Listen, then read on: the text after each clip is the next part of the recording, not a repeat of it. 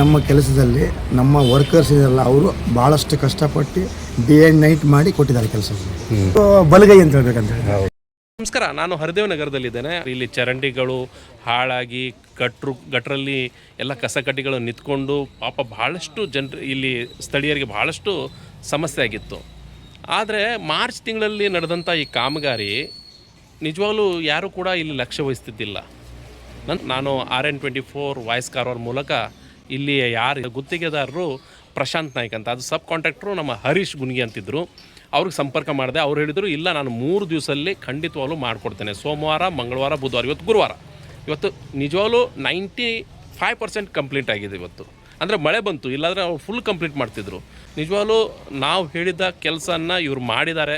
ಅದಕ್ಕಾಗಿ ಇಲ್ಲಿಯ ಹರಿದೇವ ನಗರದ ಎಲ್ಲ ಜನತೆ ಕೂಡ್ಕೊಂಡು ಇವ್ರಿಗೊಂದು ಸನ್ಮಾನ ಕಾರ್ಯಕ್ರಮ ಕೂಡ ಮಾಡ್ತಾ ಇದ್ದಾರೆ. ಯಾಕಂದರೆ ನೋಡಿ, ಹೇಳಿದ್ದನ್ನು ಮಾಡಿದ್ದಾರೆ ಗುತ್ತಿಗೆದಾರರು.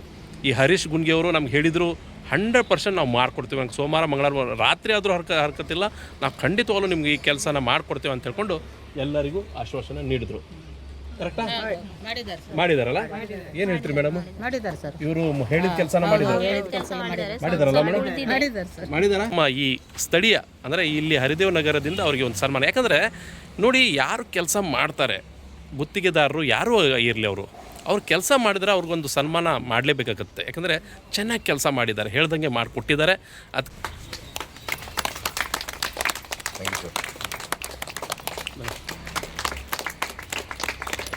ಈಗ ಹರೀಶ್ ಅವರು ಏನು ಹೇಳಲಿಕ್ಕೆ ಇಷ್ಟಪಡ್ತೀರಾ? ಅದೇ ಏನಾಯ್ತು, ನಮ್ಗೆ ಸ್ವಲ್ಪ ಎಲ್ಲ ಕಡೆ ವರ್ಕ್ ಲೋಡ್ ಜಾಸ್ತಿ ಇದ್ದಾಗಿ ಸ್ವಲ್ಪ ನಮಗೆ ಡಿಲೇ ಆಗಿತ್ತು. ಸೊ ತಾವು ಬಂದುಕೊಂಡು ನಮಗೆ ಡೈರೆಕ್ಷನ್ ಕೊಟ್ಟಿದ್ದಕ್ಕೆ ಒಳ್ಳೆ ಥ್ಯಾಂಕ್ಸ್. ಸೊ ಇನ್ ಟೈಮಲ್ಲಿ ನಾವು ಮುಗಿಸ್ಕೊಟ್ಟಿದ್ದೀವಿ. ಏನೋ ಒಂದು 2 ದಿವಸ ಮಳೆ ಇದ್ದಾಗಾಗಿ ಸ್ವಲ್ಪ ಒಂದು ದಿವಸ ಸ್ವಲ್ಪ ಲೇಟ್ ಆಗಿದೆ ಅಷ್ಟೇ. ಆದರೆ ಇಲ್ಲಿ ಜನ ಎಲ್ಲ ತೃಪ್ತಿ ಆಗಿದ್ದಾರೆ. ಹೌದು ಹೌದು, ಭಾಳಷ್ಟು ತೃಪ್ತಿ ಆಗಿದ್ದಾರೆ. ಯಾಕಂದ್ರೆ ಹೇಳಿ, ಯಾರು ಕೆಲಸ ಮಾಡ್ತಾರೆ ನಾವು ಕರೆಕ್ಟಾಗಿ ಎಲ್ಲರ ಮನೆಗೆ ಏನೇನು ಸ್ಲ್ಯಾಪ್ ಹಾಕಬೇಕಿತ್ತು ಎಲ್ಲವನ್ನು ಹಾಕಿ ಕೊಟ್ಟಿದ್ದೀವಿ.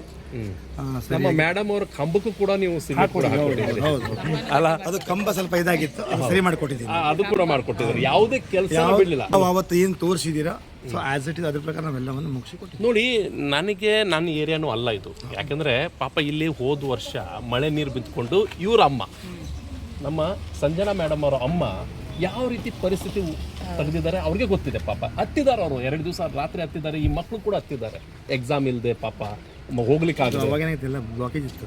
ಅದೇ ಬ್ಲಾಕೇಜ್ ಇತ್ತು.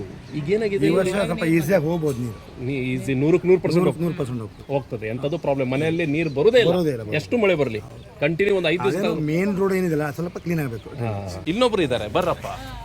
ಇವರು ನಿಜವಾಗ್ಲೂ ನನಗೇನು ಹೇಳಿದ್ರಂದ್ರೆ, ಆ ಮಣ್ಣನ್ನು ಕ್ಲೀನ್ ಮಾಡ್ಕೊಂಡು ಕೊಡ್ತೇನೆ JCBದು. ಆದರೆ ಅವ್ರ ಪಾಪ JCB ಅವ್ರ ಹತ್ರ ಇತ್ತು, ಡ್ರೈವರ್ ಸಿಗ್ಲಿಲ್ಲಾಗಿದೆ. ಕರೆಕ್ಟಾ?